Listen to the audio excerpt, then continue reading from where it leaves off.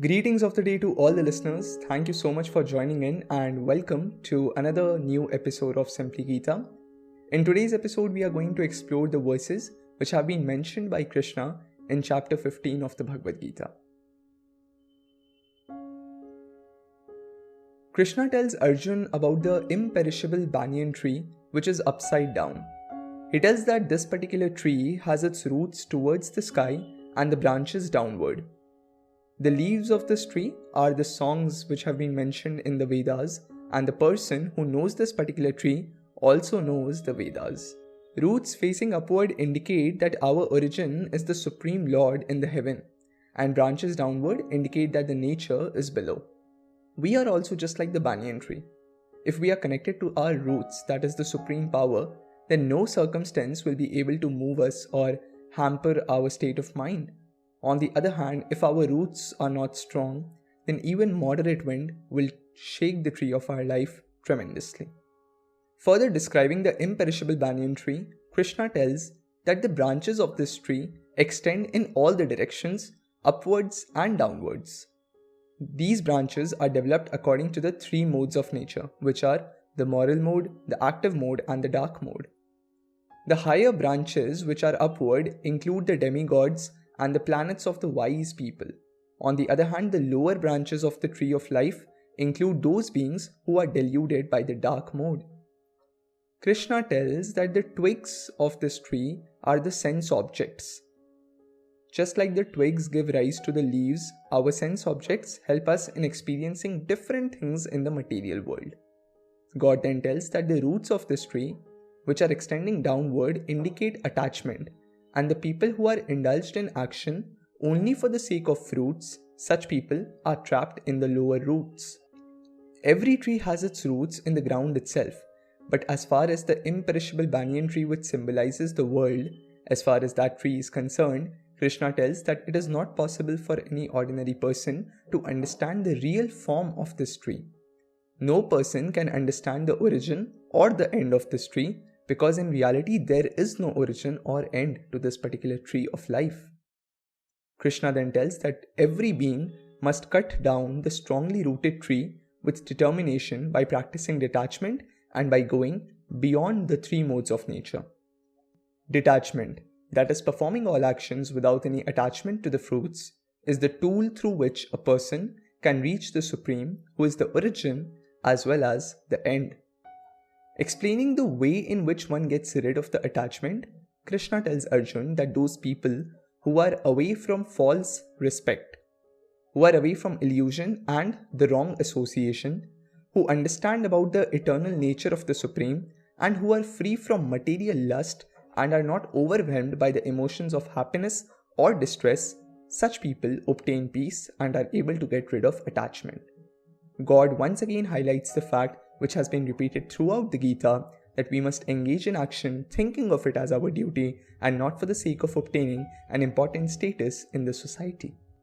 Krishna then tells about his planet that neither the sun nor the moon can brighten his supreme residence. His planet cannot be illuminated even by fire.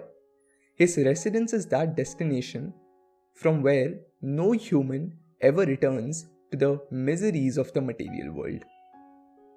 When the fragments of the Supreme is mixed with the modes of nature, then living beings like us are born. Explaining the same, Krishna tells that the living entities in the world are actually his own parts.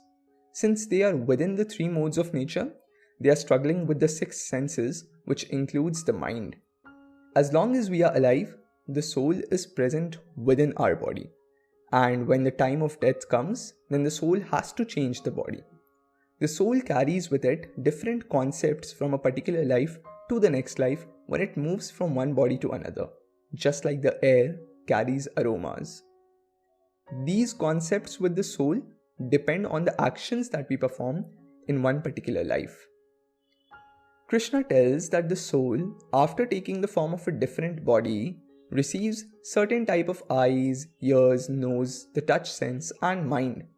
It is through these senses that the body engages with the material world through actions which again determine the next life of that soul. Only the ones who are situated in knowledge can understand the fact that the soul keeps on changing bodies while carrying some concepts from previous lives. It is not possible for a foolish person to understand the manner in which a living being can quit the body, or the way in which a soul enjoys the human body under the influence of the three modes of nature. Those people who are on the spiritual path, who have been trying to exert efforts to go beyond the material world, such people situated in the self are able to understand the concept of body and the soul. They can understand that through yoga, or by following the principles of yoga, the soul can be merged with the super soul, while those people who are not walking the spiritual path are unable to do so. God then tells that He is the source of shine of the sun, the moon, and the fire. He is the light which vanishes the darkness in our life. He is responsible for the juice of life in the vegetables, and He is the energy which nourishes the human beings. Food is the source of life. There are 4 different types of food or consumables: that which we chew, that which we drink, that which we lick, and that which we suck. Krishna tells that He is the digestion fire in the bodies of living beings. He balances the outgoing and the incoming air in the bodies of living beings in order to digest the 4 different types of food. The fire which digests the food and provides us with energy is actually a result of Krishna. Krishna tells that He is present in the hearts of all the people, and He is the source of memory, forgetfulness, as well as knowledge. It is possible to know Him through the Vedas, and Krishna Himself is the compiler as well as the knower of all the Vedas. All the beings in the world belong to either of the 2 categories, one that is changing or destructible, and another one which is unchanging or indestructible. The soul which is present within the body is unchanging or indestructible because it is in the spiritual realm. The body, on the other hand, which is in the material world, is destructible in nature. In addition to the destructible and indestructible categories, there is another being who is the greatest, the super soul and the supreme God. The supreme God enters the 3 worlds, heaven, earth, and hell, and maintains the living entities in all these worlds. Krishna tells that He is celebrated in the world as well as in the Vedas as the supreme person because of the fact that He is the greatest and He is beyond the 2 categories of beings. God tells Arjun that the one who understands Krishna as the supreme God, one who knows about the 2 categories of living beings, is undoubtedly the knower of everything, and such a person engages in the service of Krishna. Here, service of Krishna refers to the fact that such a person follows all the instructions of Krishna and performs the duty in the right manner.